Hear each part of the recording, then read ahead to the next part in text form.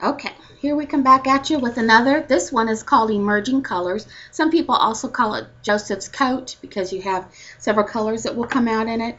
You also will need, I'm using the same image. This is from the stamp set called Always. I don't think they carry it anymore. Stampin' Up! Carries it anymore. But again, I was going for hearts because because it's close to Valentine's Day. You're going to need a brayer, a sponge brayer. You're going to need some Versamark, which this happens to be Frost. They also have champagne and they also have regular, but I'm going to use the Frost today. You'll need some clear embossing powder. You need a regular piece of white cardstock. And you'll need 3 smaller images. Now, again am using the set Always, and these 3 are out of the Always. I'm using Coral Calypso, Daffodil Delight, and Pool Party. Those are all 3 Stampin' Up! Colors. You could use any kind of ink as long as it's 3 different colors, contrasting colors to what you're using. All right. And I also am going to use Rich Razzleberry when we get ready to bray. But right now, that's what we're going to use. So the first thing I like to do is go through, and I'm just going to randomly stamp these images. And because this image is small, you can put your images close together because you want them to show through. If you had larger images, you wouldn't have to put them as close together. And I'm going to put some on top of others. So let's get that one out of the way. I'm in here with the Daffodil Delight.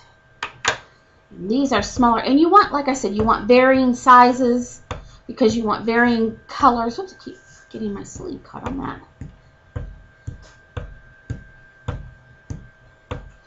And you want your paper bigger. I'm going to cut my design out of here, but you could also use this as a background on your card that you're going to be doing.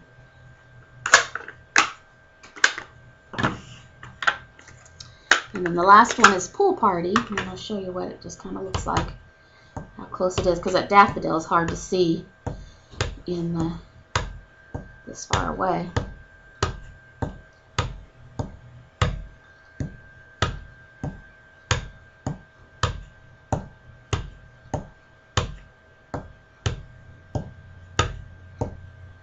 This is another messy technique too, so you've got to be in the mood to get a little messy with these 2 techniques. But they are a lot of fun, and they're fun to do. If you're teaching a class with kids, they'd be fun to do with kids too. So you see how I've just kind of made a background just with a bunch of different stamps and 3 contrasting colors to what I'm going to actually be doing. Now, this time you're going to as well ink up your stamp. Now, like I said, I'm using Versamark, but you're going to ink up your heart stamp or whatever stamp you choose to do. That does need to be bigger than your stamps that you're using on the background. Now, if you were going to use this as a background to your card, then I wouldn't put the stamp right in the middle. I would kind of offset it. I'm not using it as background, but I'm going to look for a place that's got a lot of cool colors to it. And I'm going to stamp the colors on, or stamp this right on the color. And again, you need to get your, because you can't see that, but there is something on there. You need to get your powder on as soon as possible, and then we can set it to the side for a little bit while it dries. So I'm covering that. Oh, you're not even on camera. I'm covering that with the Versamark, or with the powder. And I don't know whether you can see that or not. Well, you can see a little bit of it. Okay, so I'm going to put this out of the way. Put this out of the way. Get my heat gun out again, because you want to heat it.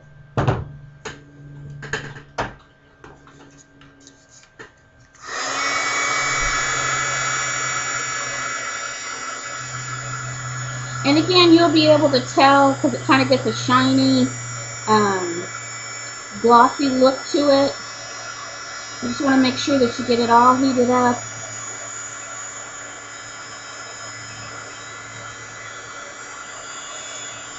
It's kind of a you know, a good game to play with the kids, like where did it go? Make sure I've got all that heated.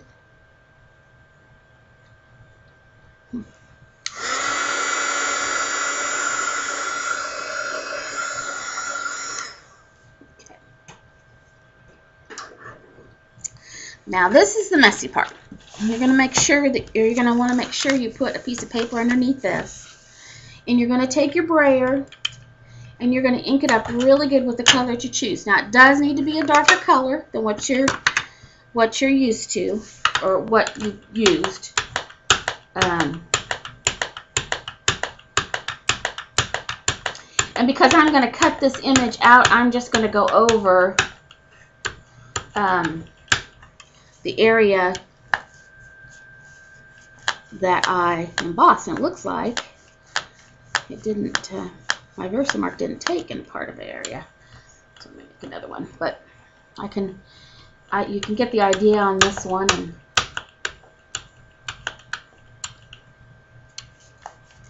And you want to make it dark because you want it to stand out. Now you're also going to rub some of this off when we get down here. Just a minute. I forgot the paper towel, so I'll have to go grab one real quick, like in a minute.